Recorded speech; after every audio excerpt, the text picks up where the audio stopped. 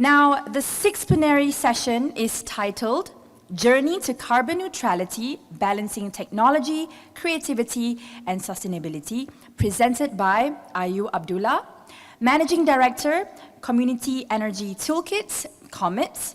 Ayu will share the story of COMET, an innovative startup transforming community-scale electrification in rural developing areas with creative engineering. Please welcome Ayu. Hi everyone, so my name is Ayu, and I'm co-founder and managing director for a startup, or as our team likes to call ourselves, a mission-driven enterprise called COMET.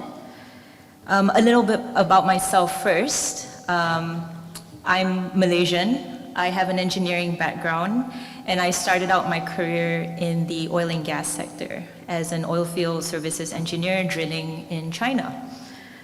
I realized very quickly that the oil and gas sector was not for me. I traveled around a little bit after leaving my company aimlessly, as my parents would tell you. And then in 2009, found myself living and teaching in a small boarding school in Somaliland or northern Somalia. There was no electricity. We were basically using electricity from diesel generators. And then one day, to reduce costs, the school director basically asked me whether I could install a 16 kilowatt, 20 meter wind turbine, which he had just bought online from China. And as resident engineer, I said I'd give it a try, even though I wasn't that type of engineer. But then I kind of immersed myself in learning about off-grid electrification, what it means for communities, what it meant for our boarding school, and then begun a basically lifelong journey of energy access. Over the next couple of years, I basically focused my time and energy on learning about community energy systems, community development, and then about 10 years ago, co-founded a nonprofit called Energy Action Partners.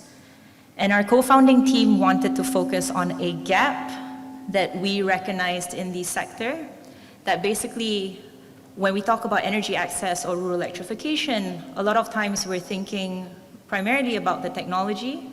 How do we innovate technology and get them out to these rural areas? How do we create business models where it becomes a sustainable delivery? But nobody was really talking about the community, and nobody was talking about how do we include communities into the development process so that systems can be designed, aligned with needs and aspirations. So I think this is how it works. When I first started out working in energy access, there was over 1 billion people worldwide without access to electricity. In recent years, that number has come down to about 670 million people, but that's still over 8% of the total world population. And we're in the 21st century. There should be no reason why anyone should be living without electricity access. And as we're sitting right here in this room, that's still a little too cold, in my opinion. Malaysia has a reported electrification rate of over 99%, but we still have about 700 communities across Sabah, West Malaysia, some in Sarawak, that are unelectrified or under-electrified. This is really in stark contrast to our Petronas Twin Towers, which lights up space around it for kilometers, right? But we still have communities, Malaysians, over 200,000 Malaysians still living without electricity access. Some of them are here in West Malaysia, about over 200 communities. They're within 6 hours of where we stand right now. So we have the technologies to solve this issue. Mini grids have been reported as the solution for off-grid electrification. The energy access space says that we need about 200,000 to electrify everyone. Right now, we only have about 20,000, which means that we're not scaling these mini-grids fast enough. And let me just walk you through some of why this tends to happen. So this is a beautiful community called Mataredi on the island of Sumba, east of Bali, south of the Komodo National Park. There was a community-sized solar mini-grid that was going to be built about 2 years ago. And as most systems go, when you first start thinking of putting in a system, the first question you tend to ask is, well, how big should the system really be? And so mini-grid project developers, the way conventional sort of design and development goes is they'll go into communities, they'll run questionnaires, surveys, trying to understand how much the electricity plans to use is with a mini-grid system. And for those who aren't completely familiar, mini-grid systems are small electrification systems that are shared amongst households or a single community. These are very difficult questions to ask rural communities that have little experience and exposure to electrification. Imagine you don't have electricity and someone comes knocking to your door asking you, how much electricity do you plan to use a month? And I reckon that actually many of us here in the room don't actually even know the answer to that question ourselves. Even though we know how much electricity costs, how much our bills are, we don't actually know. I can tell you how many kilowatt hours a month I've used. And so that question is very difficult to ask. And so a lot of times many assumptions are made, assumptions made on eyeballing the house, the size, how many people are in the house, what do they think can be afforded by these communities, and then roughly a system is sort of designed around that. So you can imagine when project developers first went into this community and asked them how much electricity they're going to use, a lot of them answered with very aspirational goals in mind, right? And nobody's going to say, no, I don't want electricity. Everyone's going to kind of say, yes, I want it, and this is what I'm going to use it for. And so the system was designed to meet that expectation. However, once the system had been fixed, the system design, and then construction had begun, you tend to go back to the community to then sign people up for services, right? And then project developer found that not only were a lot of community members kind of hesitant to sign up for services because now they actually had to commit to, okay, I want this connection in my house, I'm going to pay for it. A lot of them signed up for the cheapest tier of electrification in terms of pricing. This isn't a big surprise, right? You can imagine that if you've not had much experience with electrification, you don't know what it means for you, you don't know what you're going to use, you don't really understand the value of it in your life just yet. And so, you're going to be playing it safe, and you're going to say, I'm not going to commit to a lot, I'm just going to commit to a little bit, right? And what this means for the mini-grid is then you have an oversized mini-grid, because it's delivering electricity that isn't being used. It could mean that it's too expensive then, because people are not signing up for services that you initially thought they were going to sign up for. And mini-grids are designed to meet exactly the need, right? Because it's not like the grid where it's sort of, you could just ramp up more sources of electricity. So a lot of times what this means then is that the mini-grid is then inappropriately sized. It can either be, in this case, too expensive, or sometimes it can be undersized, which then is very frustrating for end users, and a lot of times the systems get abandoned. And because of this, it increases the risk for investors and funders, and so the investment, even when committed to rural electrification, does not tend to flow. And this is what's happening, sort of at a higher level in the energy access space. We all know that we want to electrify, get universal energy access by 2030. It's SDG 7. We've all committed to it, but then it's not really happening. So COMET, or the Community Energy Toolkit, this is a software tool that came out of our nonprofit's deep knowledge and long-time experience working very closely with communities and stakeholders. And it was really developed to create a new way to engage with communities.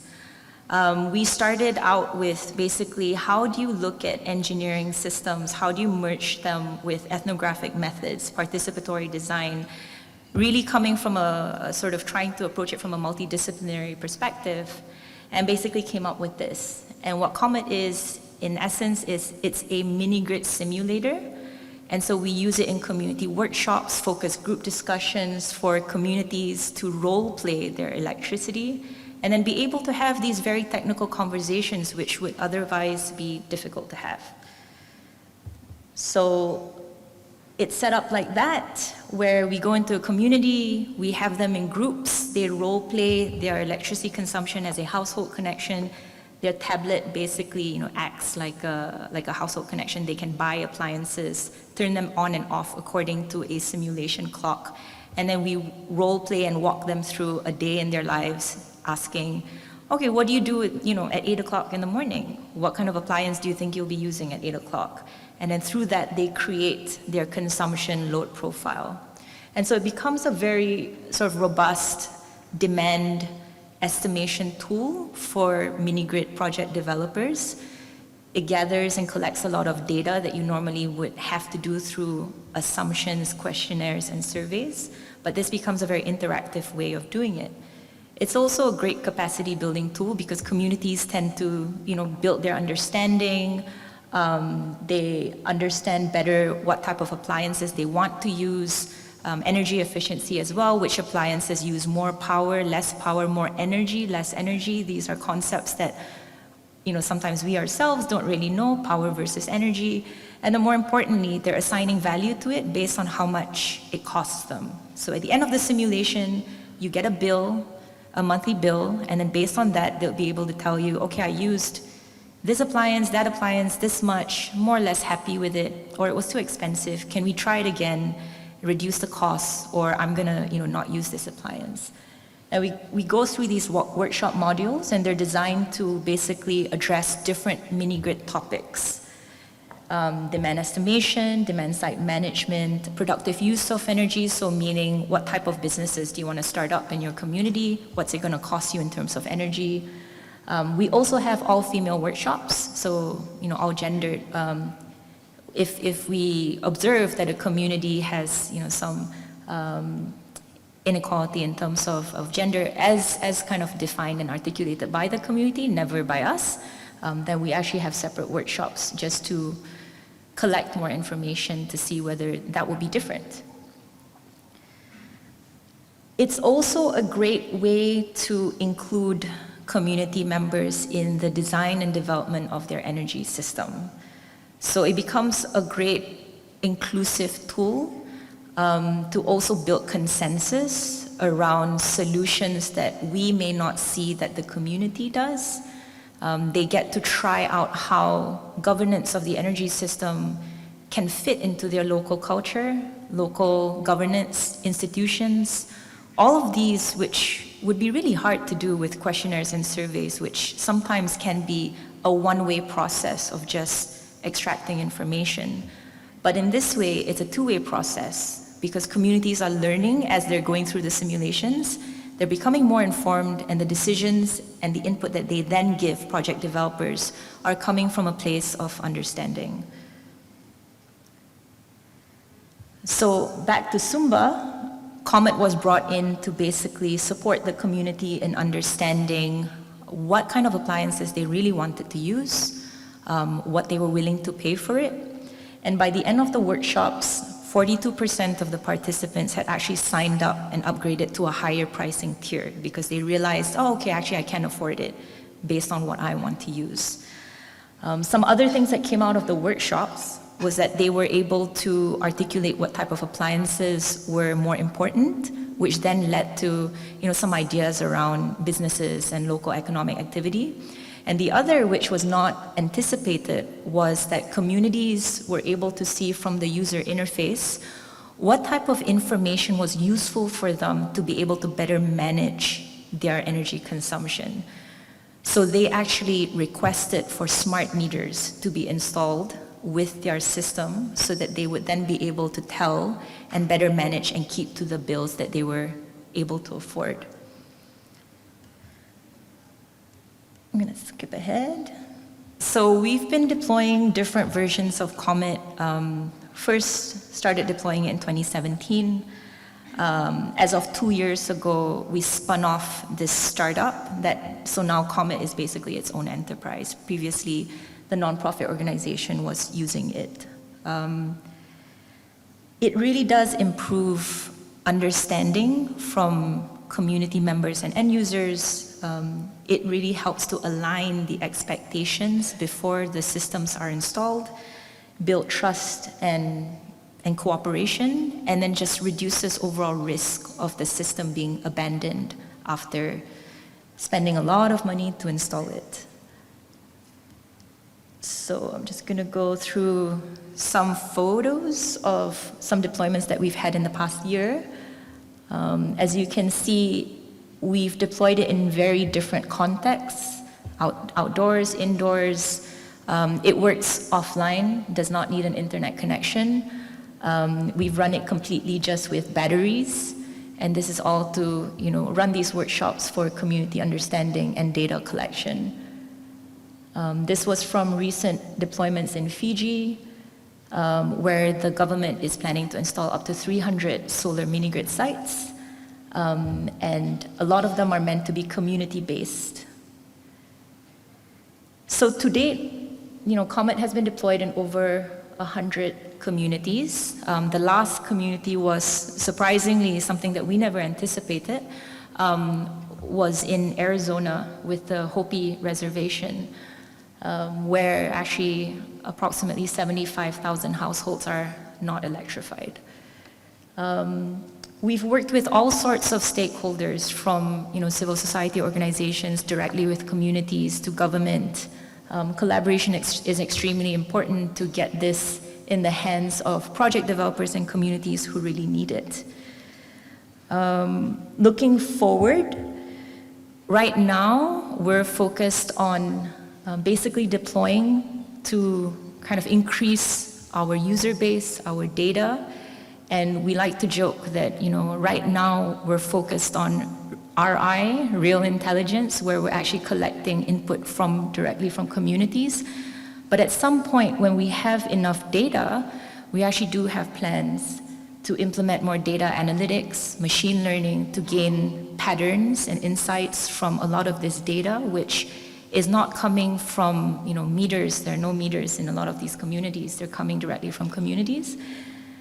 Just so that the sector can better plan and allocate resources for off-grid electrification. We're not a conventional startup. We measure our growth and success in terms of the communities that we reach.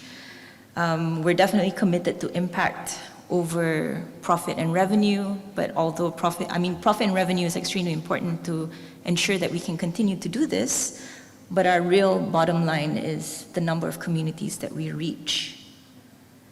And I think as we transition to energy systems that are more democratized or decentralized, kind of like to leave everyone with a message that technologies like Comet that come from the off-grid space, it doesn't stop with rural electrification.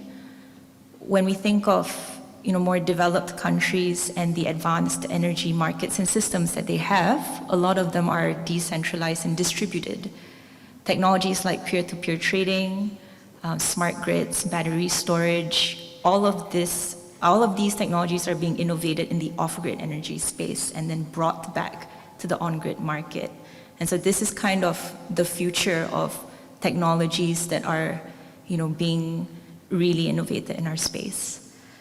So I kind of leave you with that message, and I think that I'm going to probably take some questions now, if there are any. Thank you.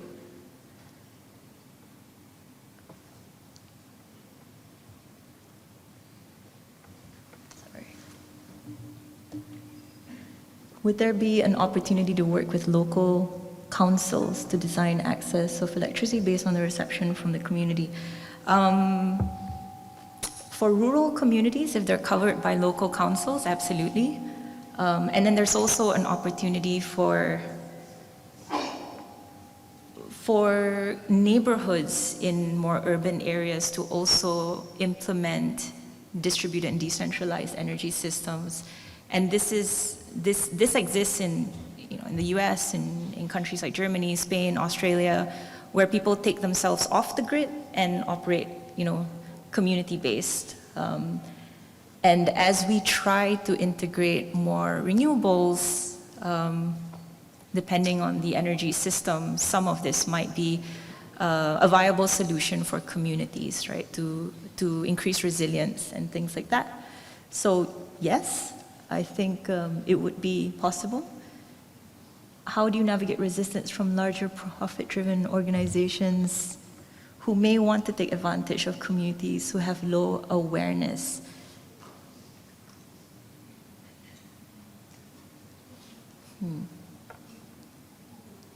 So,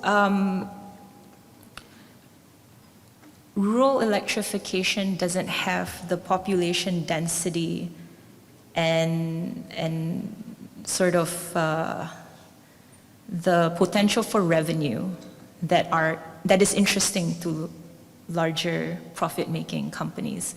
So far that hasn't really been a concern, just because there's been not much interest in moving into rural areas.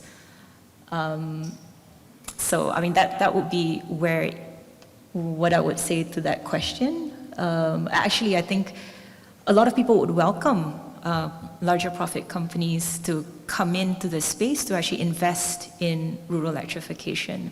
But then, of course, ensure that there are regulations and policies to make sure that rural communities are not taken advantage of. Different markets also have very different regulatory systems. So for example, Malaysia and Indonesia has a universal electricity tariff, so you can't actually charge people more than what we pay in the urban areas. So there are regulations around that as well.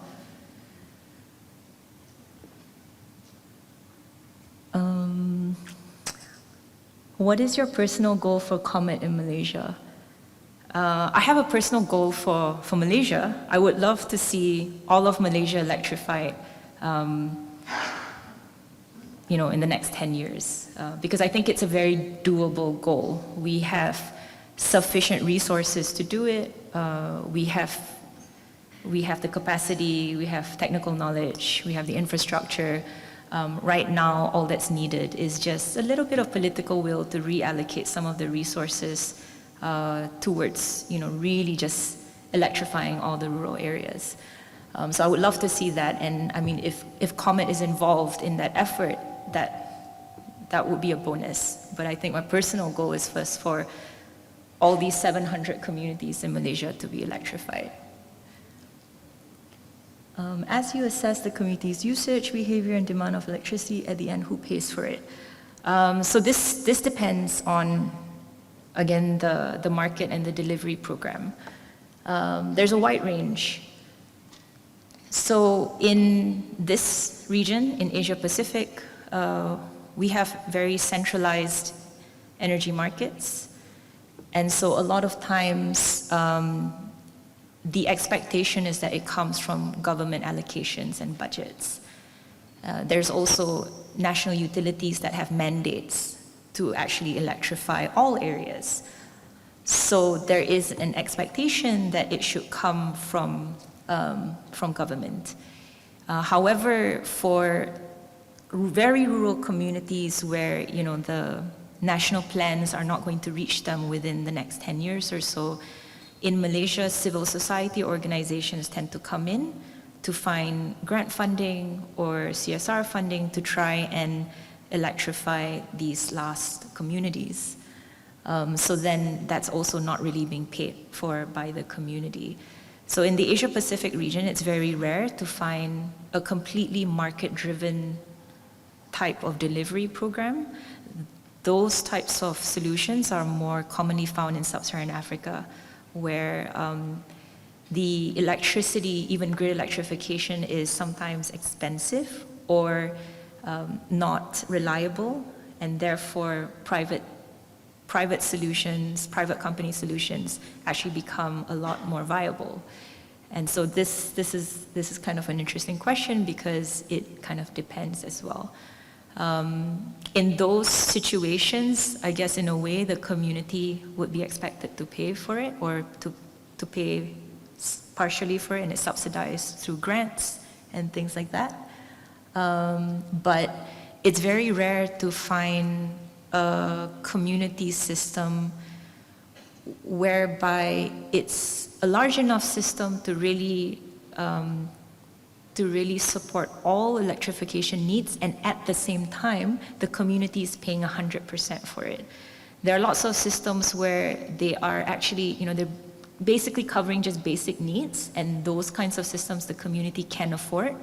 But if they're covering, all sorts of needs and aspirations, it's virtually impossible for communities to afford it. And I guess, one way to think about it is, could you afford your electricity if it wasn't heavily subsidized by the government, right? So, yeah. So what is the opportunity for innovative governance? Can communities have their own electrification infrastructure, for example, community wind or solar grid? So it would be great if communities could. Again, this is dependent on the regulatory environment, local regulations. So in Malaysia, you can own your system if it's just for your own consumption, but as soon as you start distributing it to someone else, then it starts getting into a very iffy gray space. Also for off-grid communities in Malaysia, it's also gray space and gray areas, because under a specific kilowatt size, it's kind of deregulated, which has good and bad, right? Because the bad thing is that anybody can just try and set up systems, and sometimes they can be unsafe. The good part is that you can try new technologies, right? But one thing that our nonprofit is working on is really trying to work with government to develop new regulations around the off-grid space, so that in Malaysia we can have a space that's open to not the typical sort of either utility installed systems or systems that are installed by the Rural Development Ministry, although in partnership with the Rural Development Ministry would be ideal. But then, opening up a space where we can come in and implement safe systems for communities.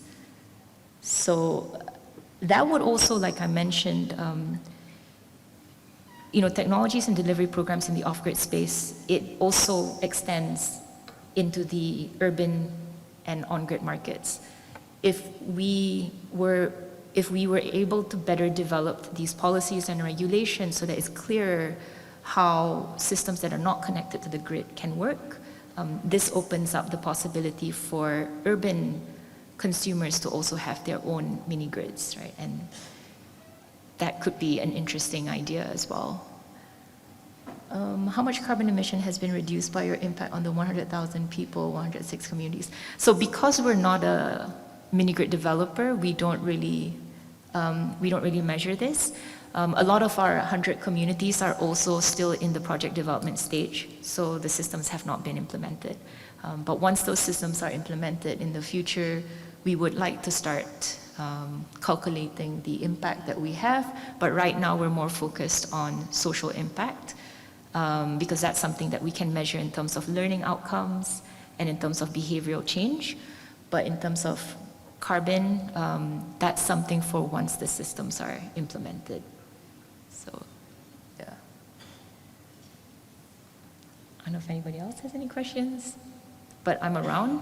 If anybody else does have questions, please feel free to come up to me. Thank you. All right. Thank you, Ayu.